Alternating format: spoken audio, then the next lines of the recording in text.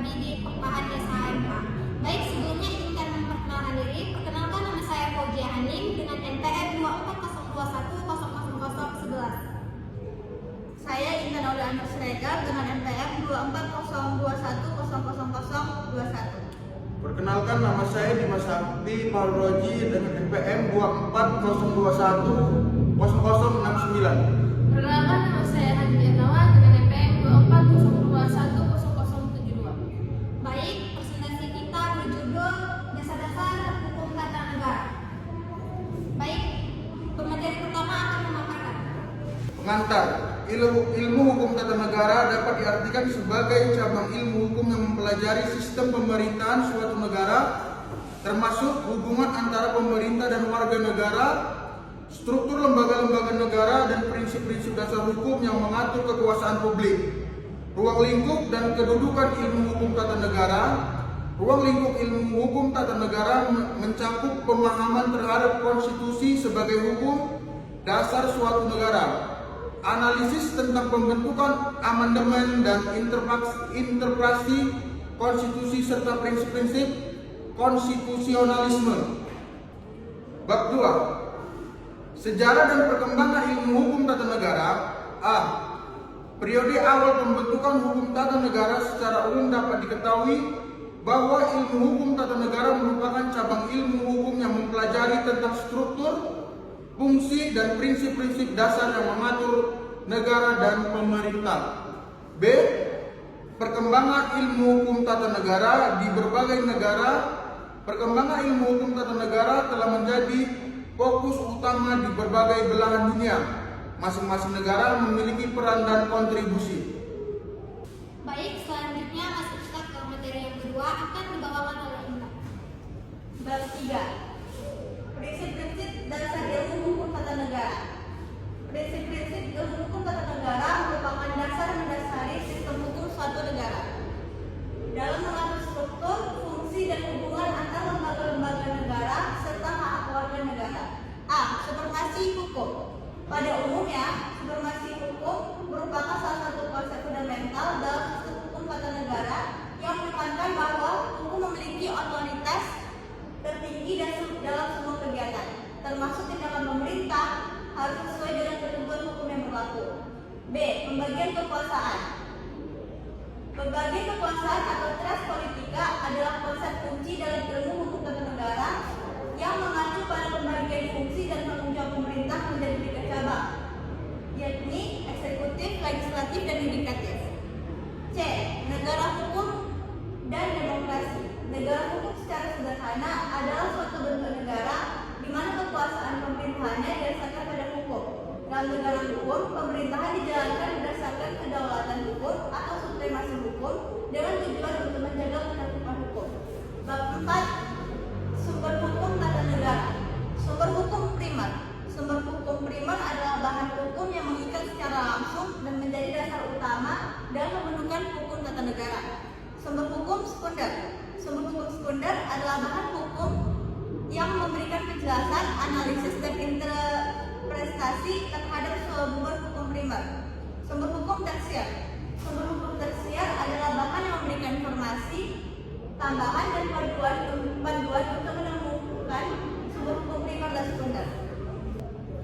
Bab 5. Struktur pemerintahan dalam ilmu hukum tata negara. A. Sistem pemerintahan. Struktur pemerintahan dengan sistem pemerintahan memiliki keterkaitan yang erat. Pada dasarnya, struktur pemerintahan merujuk pada susunan lembaga-lembaga dalam suatu negara. B. Struktur dan fungsi organ negara. Undang-Undang Dasar mendefinisikan lebih dari 35 subjek jabatan atau lembaga hukum yang dapat dikategorikan sebagai lembaga atau organ negara dalam arti luas. C. Institusi pemerintahan. Institusi pemerintahan dibentuk oleh pemerintah berdasarkan undang-undang atau peraturan lainnya yang berada di bawah kendali pemerintah dan tunduk pada instruksi dari pemerintah. Baik, selanjutnya akan dibawakan oleh Fauzia. Bab 7. Lembaga-lembaga hukum tata negara di Indonesia. A. Lembaga negara dalam Undang-Undang Dasar 1945. Sebelum amandemen, Undang-Undang Dasar 1945 tidak menggunakan istilah lembaga negara, melainkan badan, istilah alat perlengkapan negara. Digunakan dalam konstitusi, RIS, dan Undang-Undang Dasar S1950 untuk merujuk pada lembaga-lembaga yang menjalankan fungsi negara. B. Lembaga negara kementerian dan lembaga negara non-kementerian. Kementerian negara adalah lembaga pemerintah yang ditugaskan untuk menangani urusan tertentu dalam pemerintahan. Urusan ini dapat mencakup berbagai bidang seperti ekonomi, politik, sosial, budaya, pertahanan, dan keamanan. C. Lembaga-lembaga independen. Ada beberapa lembaga yang dikembangkan secara independen, antara lain yang pertama ada Kepolisian Negara Republik Indonesia, yang kedua ada Tentara Nasional Indonesia, yang ketiga Bank Sentral, dan yang keempat Kejaksaan. D. Lembaga peradilan hukum. Sistem peradilan yang baik adalah kunci untuk menjalankan ketertiban dan keadilan di masyarakat. Sistem ini harus independen, adil, dan konsisten dalam menerapkan hukum. Selanjutnya bab 7, hukum tata negara dalam praktik. A. Pembentukan dan amandemen konstitusi. Konstitusi atau undang-undang dasar adalah hukum tertinggi dalam suatu negara. Sejak kemerdekaan, Indonesia telah mengalami beberapa perubahan konstitusi, menandakan adaptasi dan perkembangan sistem ketatanegaraan sesuai dengan keadaan yang ada. B. Perlindungan hak asasi manusia. Hak asasi manusia atau HAM adalah hak dasar yang melekat pada setiap individu sejak lahir dan tidak bisa diambil atau dihilangkan siapapun, termasuk pemerintah. Itu kenapa negara berkewajiban melindungi HAM dan memberikan sanksi tegas kepada siapapun yang melanggarnya. C. Pemilihan umum dari partai pol. Tujuan utama dari penyelenggaraan pemilu adalah untuk memastikan adanya pemerintahan yang berdaulat dari rakyat, oleh rakyat, dan untuk rakyat. D. Penerapan good governance. Konsep good governance di Indonesia diarahkan untuk meningkatkan kualitas tata kelola pemerintah. Prinsip-prinsip ini seperti transparansi, akuntabilitas, partisipasi masyarakat, dan keterbukaan informasi menjadi pedoman dalam merumuskan dan melaksanakan kebijakan publik. E. Partisipasi masyarakat sipil. Keterlibatan masyarakat dalam pemerintahan sangat penting untuk memastikan bahwa kebijakan yang dibuat benar-benar dibutuhkan oleh rakyat. Namun, penting untuk menjaga keseimbangan agar partisipasi masyarakat tidak mengganggu jalan pemerintahan. Baik, selanjutnya akan disampaikan oleh Hadi. Bab 8, hak asasi manusia merupakan hak fundamental yang bersifat melekat pada setiap individu dan bersifat universal serta abadi. Oleh karena itu, hak ini wajib dilindungi dan dihormati. Selain hak, manusia juga memiliki kewajiban terhadap sesama dan masyarakat. Hak memiliki ciri-ciri utama, diantaranya yaitu hakiki. Nah, hakiki itu hak melekat pada diri manusia sejak lahir sebagai hak yang dikodrati. Yang kedua ada universal.